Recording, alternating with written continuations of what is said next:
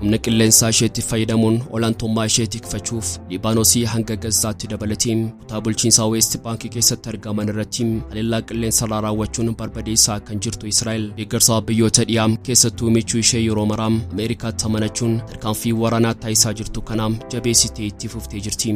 Haleellaa haaloo baannaa Kanaadaa Hizbullaan bulchiinsa Israa'el irratti fudhateen Israa'el gaagama ulfaataa keessummeessuun ishee waan oolee miti. Biyyoota jajjaboo addunyaa keenyaa Ameerikaa dabalatee Ingilizii fi Faransaay faan kan tikfamuun leensi Israa'el haleellaa rookeetti 300 lakkaamuun edda galgala Hizbullaan raawwateen midhaan ulfaataa kan mudate yoo ta'u yeroo ammaa iddoo aggaamii Hizbullaan jalaa jirtu kaabaa fi kibba Israa'elitti sochiin uummataa daangeffamuun beekameetti jira. Haleellaa Hizbullaan kan hordofuun rifaatuu olaanaa keessa kan seente Israa'el manneen barnootaa cufuuf dirqamteetii jirti. Haleellaa rookeetti Hizbullaan edda galgala raawwate kun hanga qilleensaa Israa'el cabsuun hanga kibba Haifaatti qaxxaamuruun isaa humna qilleensaa Israa'el yaaddoo guddaa keessa galchee jira. Hidhattoonni Islaamaa Iraaq aantummaa fi deeggarsa qaban agarsiisuun hiriira waraanaa isaanii Hizbullaan faana qajeelfachuun lola waraanaa Israa'el irratti gaggeeffamutti makamuu ifatti beeksisanii jiru. Dhaabbanni diddaa Islaamaa Iraaq IRI jechuun beekamu haleellaa Kanaadaa Hizbullaan raawwatee waliin ta'uudhaan Iraaq irraa droonii fi misaayila Israa'el irratti furguggisuu ibsee jira. Hizbullaan akka beeksisetti uummata keenya Falasxiinota deeggaruu fi cinaa isaanii dhaabbannee warraaqsa isaanii jabeessuuf haleellaa rookeetti hedduu naannoo kibba Israa'elitti raawwannee jirra kan jedhe yoo ta'u gareen qabsaa'ota Islaamaa Iraaqis ganama kana warraaqsa kanatti makamuuf haleellaa misaayilaa raawwachuu isaa ifoomsee jira. Haleellaa wal duraa duubaan Israa'el fi Hizbullaan walirratti gaggeessaa jiran dabalatee dama waraanaa ba'aa giddu galeessaa keessatti raawwatamaa jiru bal'inasaa YouTube Oromiyaa 24 News irraan qabannee dhiyaannee jirra. Turtiin keessan aga xumuraatti nu faana ta'u. West Bank magaalaa Raamallaa kan jiru buufata miidiyaa Aljazeeraa Israa'el humna waraanaan cufuun ishee beekame. Gogaa sanyii fi sarbama mirgoota namoomaa Falasxiinota irratti raawwatamu jalabuun hordofanii hawaasa idil addunyaaf gabaasuun iccitii Israa'el saaxiluun biyyattiin sadarkaa idil addunyaatti akka balaaleffatamtu taasisuu keessatti shoora olaanaa kan taphachaa jiru Aljazeeraan West Bank damee magaalaa Raamallaa guutummaatti weeraramuun cufameetii jira. Bal'inasaas qabannee jirra. Odeeffannoo keenyam laayik gochuutiin jalqabaa. Yooyaa Shamaar Kafuunee kabajamtoota dhaggeeffattoota keenyaa kun Oromiyaa 24 Newsdha. Odeeffannoolee wayitaawaa addunyaa kan ba'aa giddu galeessaa dabalatee kan gaanfa Afrikaa bal'inaan kan isin biraan geenyu ta'a. Kanneen yeroo jalqabaatiif gara chaanaala YouTube keenyaa dhuftan subscribe tolchuudhaan maatii keenya ta'a. Qophiin keenya namoota hedduu bira akka ga'uuf like share gochuutiin waliif qoodaa. Hanga xumura odeeffannoo keenyaatti Oromiyaa 24 News waliin turtii gaarii.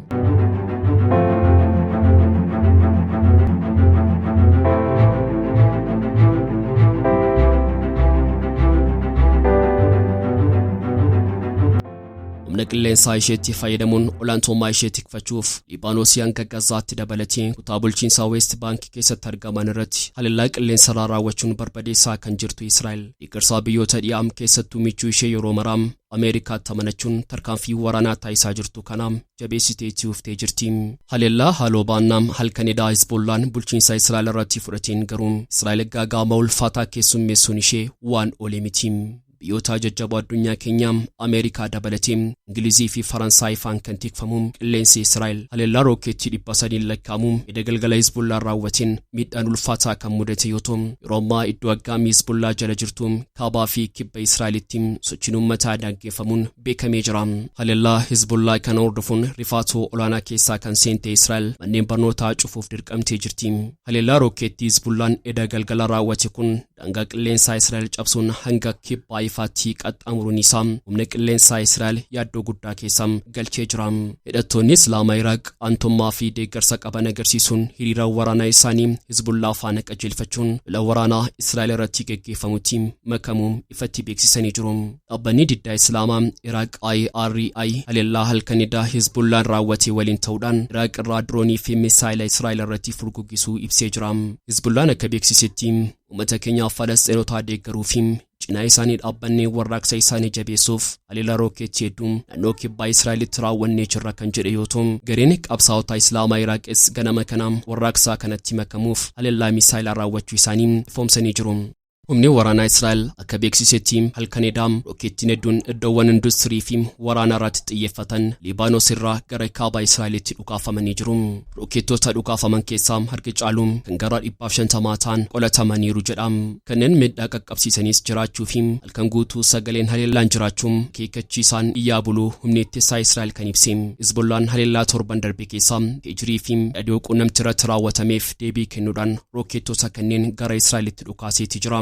Israa'el haleellaa qilleensaa jimaata darbee Beeruut keessatti raawwatameen boodas haleellaa xiyyaaraa Libaanos keessatti raawwachuu itti fuftee jirti. Humni waraanaa Israa'el ajajoota olaanoo Hizbollaa hedduu ajjeesee jedhee jira. Libaanos ammoo daa'imman 3 dabalatee namoonni 37 ajjeefamaniiru jette. Viidiyoon toora intarneetii irratti maxxanfame akka agarsiisutti Israa'el naannoo mana jireenyaa Haayifaa erga rokkeettii Hizbollaa rukutamee booda ibidda ka'uu kan agarsiisudha. Sabbata darbee Hizbollaan gara naannoo Israa'elitti dhukaasuuf qophaa'aa jiraachuu erga adda baafamee booda xiyyaaronni waraanaa hedduun kibba Libaanos bal'inaan rukutuu jalqabaniiru jedhan dubbiimaan raayyaa ittisaa Israa'el Daani'el Hagariim. Haleellaan galgala Israa'elitti osoo hin jalqabiin dura humni Israa'el bakkeewwan murteessoo gara 180 fi kuusaawwan rokkeettii furguggisan 1000 lakkaa'aman haleeluu beeksise. Jalqabaa torbee darbee utuu Libaanos keessatti guyyoota lamaaf Tijirii fi raadiyoo quunnamtii garee Hizbollaa qondaaltonnii fi garee siyaasaa Iraaniin deeggaraman irratti erga dho'ee booda namoonni 39 ajjeefamanii hedduun madaaniiru. Haleellaa sana booda Israa'el seera namoomaa idil addunyaa cabsuudhaan qeeqamaa jirti. Amma Israa'el keessatti sochiin hawaasaa naannawaa kaaba Israa'elii fi kutaalee kibbaa keessatti daangeffamee jira.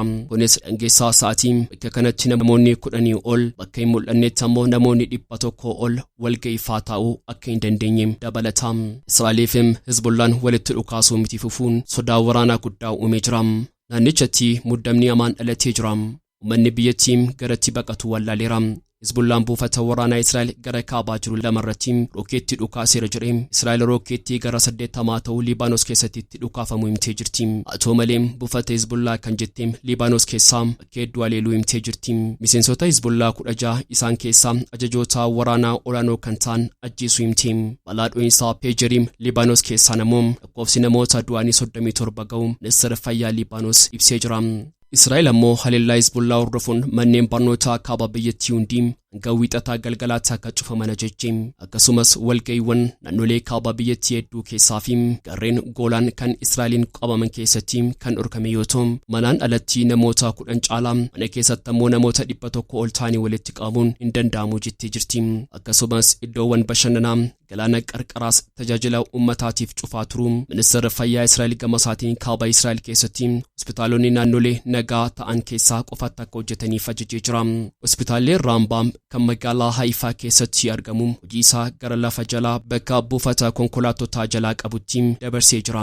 Rokkeettiin Hizbollaan dhukaasee Israa'el keessaa hanga kibba Haayifaatti qaqqabuun isaa yaaddoo guddaa Israa'el ta'ee jira. Haleellaa sanbata halkan Libaanos irraa Hizbollaan Israa'elitti dhukaasee hanga kibba Israa'el Haayifaatti qaqqabe. Haleellaa kana hordofee kaaba Israa'el magaalaa Haayifaa irratti aarri ol ka'ee mul'atee jira. Gamoowwan manneen jireenyaa tokko tokkos ibiddi itti gubachuun jiraattonnis madaanii jiru. Gareen lubbuu baraaraan namoota madaanii yaaluuf bakka sana kan ga'an yoo ta'u humnoonni nageenyaa Israa'el ammoo naannicha marsanii jiru. Magaalattiin haleellaan rokkeettii Hizbollaa kanaan dura dhukaafameerraa gara kibbaatti argamti. Milishaan Iraaq haleellaa Hizbollaatti makamuus mirkaneessee jira. Dhaabbanni diddaa Islaamaa Iraaq IRI haleellaa halkan edaa Hizbollaan raawwatee waliin ta'uudhaan Iraaq irraa diroonii fi misaayila Israa'el irratti furguggisuu ibsee jira. Irichi ibsa walitti fufiinsaan kenneen milishoonni Iraaq keessa buufateen kun Israa'el keessatti bakkeewwan hin ibsamne irratti haleellaa adda addaa lama raawwachuu isaanii kan himan yoo ta'u kunis kiruuz misaayilii kan al-arqabiin hojjete gara barii jala kaaba Israa'el keessatti iddoowwan irratti xiyyeeffataman irratti dhukaaseera jedhe. Ibsa dabalataa har'a ganama baaseen gareen kun diroonii fayyadamuun Israa'el keessatti galma murteessaa ta'e rukuttee jedhee akka ogeeyyiin afaan Arabaa miidiyaaf himanitti. Kanaan dura dubbiimaan waraanaa Israa'el gaazexeessitootaan halkan tokkotti Iraaq irraa Israa'el rukutuuf yaaliin 2 taasifamaa ture jedhanii ture. Waraanni Israa'el ibsa baaseen dhukaasaawwan gara baatti dhukaafaman fashalaa'uun miidhaa fi ajjeechaa homaa hin raawwanne jechuun ibsee ture. Waldhabdeen Israa'el fi Hizbollaa gidduutti dhalate daran hammaachuun naannicha keessatti babal'achaa jiraachuun himame. Haleellaan guyyaa dilbataa Israa'el fi Hizbullah gidduu ture kanaan rokeetonni gadi fagaatan gara Israa'el keessatti balali'uu fi haleellaan cimaan waraanni Israa'el gara Liibaanos keessatti raawwateen dhukaafamanii jiru. Kun ammoo waldhabdee isaan jidduu gara waggaa tokkotti dhiyaatuu fi irra jireessaan kan naanna'uudhuma daangaatti daangifamuun hammaatiin booda kan dhufedha. Liibaanos keessatti amma waraanni guutuu biyyattiitti kan dhaga'ame yoo ta'u namoonni nagaan deeggartoota Hizbullah ta'anis hin taanes rakkoo nageenyaa akkana jidduutti qabamanii jiru. Tokkoffaan haleellaa dho'insaa meeshaalee quunnamtii bal'aa Israa'eliin akka raawwatamee amaname irratti Israa'el yaada homaatu hin kennine. Sana booda jimaata darbe gamoo mana jireenyaa Beerut kutaa Dahiyee kan uummataa hedduun keessa jiraatuu fi naannoo Hizbullaan buufatee miseensonni waraanaa olaanoo garee Hizbullah lafa jalaa walitti qabamanii bakka jiranitti haleellaan qilleensaa Israa'eliin barbadaa'e. Haleellaa kanaanis daa'immanii fi dubartoota dabalatee namoonni nagaa ajjeefamuun gabaafamee jira. Haa ta'u malee Hizbullaan ammallee miira haaloo ba'umsaa keessa jira. Kaleessa deeggaraan garichaa tokko gabaasaa miidiyaa abbaa giddu galeessaatti himetti haleellaan Israa'el dhiyeenya kana raawwate qaama tooftaa garee kana kakaasuun deebii cimaa kennuuf waraana kakaasuuf qophaa'eera jechuun yaada kanas namoonni naannichaa hedduun kan qooddatan ta'uu kaasu. Gama kaaniin loltoonni Israa'el osoo kallattiin tamsaasaa jiru waajjira Aljaziiraa weeraruun cufan. Humnoonni waraanaa Israa'el waajjira tamsaasaa oduu Aljaziiraa irraa mallaa West Bankitti bakka humnaan qabataman keessa jiru weeraran. Humni Israa'el kun waajjirri Aljaziiraa kun yoo xiqqaate guyyoota 45 akka cufamu ajajee jira. Loltoonni Israa'el hidhannoo fi haguuggii fuulaa godhatan dilbataa wayitaa gara waajjira dhaabbatichaatti seenan tamsaasaa kallattiin mul'atanii jiru. Wayitaa loltoonni ajaja cufamuu kana hoogganaa waajjira Aljaziiraa West Bank Walid Al-Umariif kennuun dubbisuun tamsaasaa kallattiin daawwattoonni hordofaa turan. Israa'el baatii caamsaa wayitaa Yerusaalem ba'aa qabattee waajjiraalee Aljaziiraa Yerusaalem keessa jiran weeraruun tamsaasni Aljaziiraa waajjira Qatar keessa jiru nageenya biyyaaf balaa ta'uu ibsiteetti. Gaazexeessitoota irratti haala kanaan xiyyeeffachuun yeroo hundaa dhugaa ukkaamsuu fi namoonni dhugaa akka hin dhageenye dhorkuu kan kaayyeffate jechuun Umar yaada kennuun gabaasa dhaabbatichaa baasee keessatti ibsamee jira. Loltoonni kun sagalee guddistuu fi kaameraa daandii alarra jiru saamuun hoogganaa waajjirichaa Umariin dirqiin waajjira keessaa akka baasan gaazexeessaan Aljaziiraa Muhammad Al-Saafiin kan dubbate. Taasee kana miidiyaa hawaasaa irratti kan maxxanse Al-Saafiin loltoonni kunneen poostara Shireen Abu Aqlaa reeportara Aljaziiraa kan haleellaa humnooti Israa'el West Baankii keessatti raawwatan utuu gabaasuu ajjeefamee maxxanfamee ture buusuu isaanii eeram. Gabaasaalee fi namoonni yeroo sana ijaan argan akka jiranitti gaazexeessituun lammii Falasxiinii fi Ameerikaa humnoota Israa'eliin rasaasaan ajjeefamuu himan. Israa'el jalqaba irratti loltoota Falasxiiniin rukutamtee jechuun kan falmite yoo ta'u ji'oota booda garuu loltoota ishee keessaa tokko ishee ajjeesuu akka hin oolle amanteem. Waldhabdeen Aljaziiraa fi mootummaa Israa'el gidduu jiru yeroo dheeraaf kan ture yoo ta'u waraanni Gazaa keessatti ka'uu isaa hordofee haala nammaatee jira. Gaazexeessitoonni biyya alaa gara naannawaa wal waraansaa sanaa akka hin seenne dhorkamuu isaaniitiin jettoonni Aljaziiraa naannoo sanatti teessoo isaanii godhatan gabaasaa waraanaa kan kanneen gabaasaa turan keessaa muraasa. Israa'el irra deddeebiin miidiyichi afaan shoror keessaatiin jechuun maqaa itti moggaafteetti himannaa kana garuu Aljaziiraan ni haleem. Ji'a ebilaa keessaa paarlaamaan Israa'el seera mootummaan tamsaasaa biyya alaa yeroo waraana nageenya biyyaaf balaa ta'ee fudhatamu yeroodhaaf akka cufu aangoo kennuun raggaasiseera. Goggoree dilbataa kunis marsa jalqabaaf guyyoota 45f kan turu yoo ta'u haaromfamuu danda'a jedhame. Jalqaba baatii caamsaa keessaa waajjiraaleen Aljaziiraa Yerusaalemii fi naannawaa ba'aa keessatti Israa'el sakatta'insa adda addaa raawwatteetti. Goggora ammaa kana ilaalchisee garuu Israa'el hanga ammaa yaada hin kennine. Egaan kabajamtoota hordoftoota keenyaa dhiyeeffannoolee wayitaawaa walii addunyaa qabannee dhiyaannee asumarratti goolabna. Kanneen chaanala YouTube keenyaaf haaraa taatan subscribe gochuun maatii keenya ta'a. Qophii keenya like share gochuun waliif qoodaa. Hanga xumuraatti waan nu faana turtaniif galatooma.